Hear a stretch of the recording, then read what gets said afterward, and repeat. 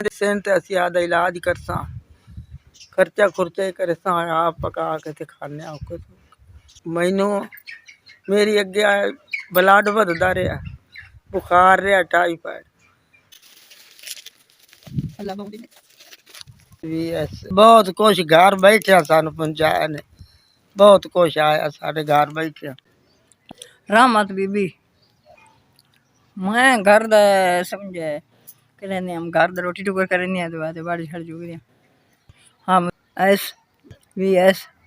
इना राशन पहुंचाया टुकर दुआवां दे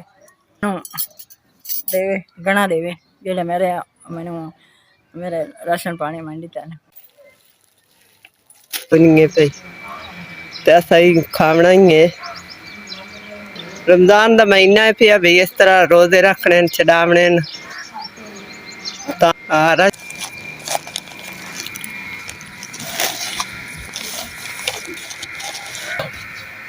SVS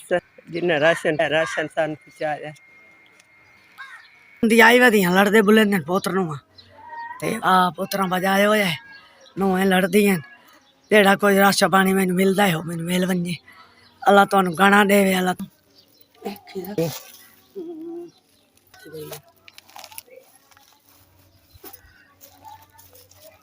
SVS ration पहुंचाया है